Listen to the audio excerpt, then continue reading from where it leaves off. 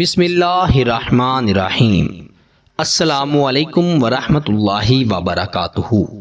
محترم ناظرین و سامعین، میں ہوں حافظ فیاض عمر اور آپ دیکھ رہے ہیں پیارے نبی کا دین یوٹیوب چینل۔ میں امید کرتا ہوں کہ آپ سب خیریت سے ہوں گے اور اللہ تعالیٰ سے دعا کرتا ہوں کہ اللہ تعالیٰ آپ کو سدا خیر و عافیت کے سائے میں رکھے۔ پیارے دوستو، ہر مسلمان یہ چاہتا ہے کہ وہ رات کو سوتے ہوئے یا جاگتے ہوئے پیارے نبی رحمت سرور کائنات صلی اللہ علیہ وسلم کی زیارت کر لے۔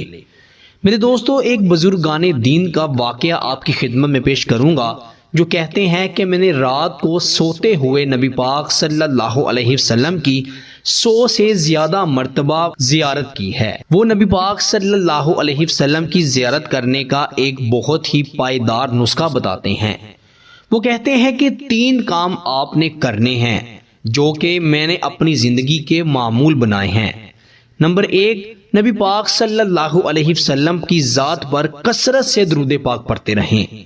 نبی پاک صلی اللہ علیہ وسلم نے فرمایا کہ جو شخص مجھ پر ایک بار درود پاک پڑھتا ہے، اللہ تعالیٰ اس پر 10 رحمتوں کا نزول فرما دیتے ہیں۔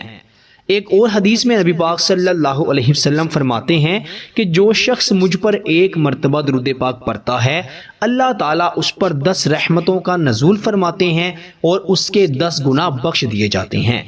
یعنی نبی پاک صلی اللہ علیہ وسلم پر درود پاک پڑھنے سے آپ کے گناہ بھی کم ہوتے ہیں۔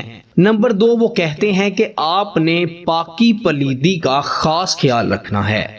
یعنی جب آپ بیت الخلاء میں جاتے ہیں تو پیشاب کی چھینٹ نہ کوئی پڑ جائے، آپ کے پیشاب کے قطروں سے آپ کے کپڑے پلید نہ ہو جائیں، یا ویسے بھی آپ کے کپڑے اور آپ کا جسم پلید نہیں ہونا چاہیے۔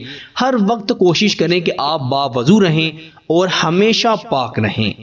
نمبر 3، جو کہ وہ کہتے ہیں کہ نبی پاک صلی اللہ علیہ وسلم کی زیارت کا بے انتہا مجرب اور طاقتور عمل ہے، وہ یہ ہے کہ اپنی آنکھوں کی، اپنی نظر کی حفاظت کرنی ہے۔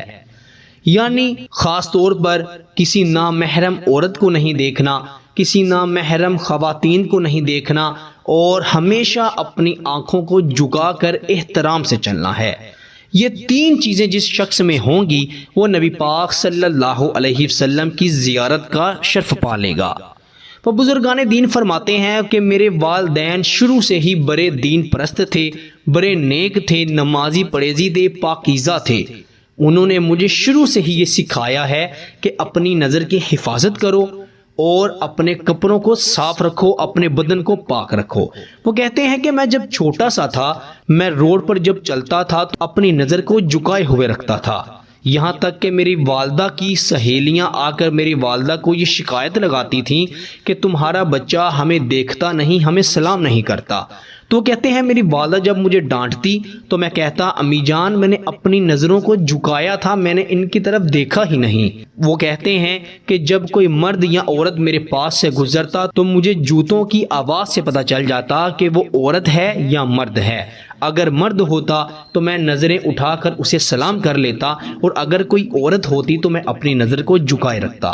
تو میرے پیارے دوستو، یہ ساری باتوں سے ہم نے یہ سیکھا ہے کہ نبی پاک صلی اللہ علیہ وسلم کی زیارت ایک بات پر آپ کو شرطیہ ہو جائے گی کہ آپ اپنی نظر میں حیا پیدا کریں گے، اپنی نظر میں شرم پیدا کریں گے اور اپنی نظر کو پاک رکھیں گے۔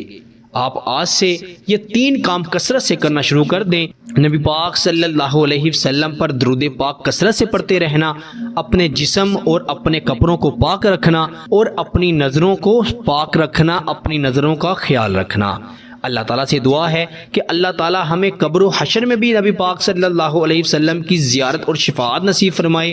اللہ پاک ہمیں خواب میں یا جاگتے ہوئے پیارے نبی صلی اللہ علیہ وسلم کی زیارت نصیب فرمائے۔ آمین ثم آمین۔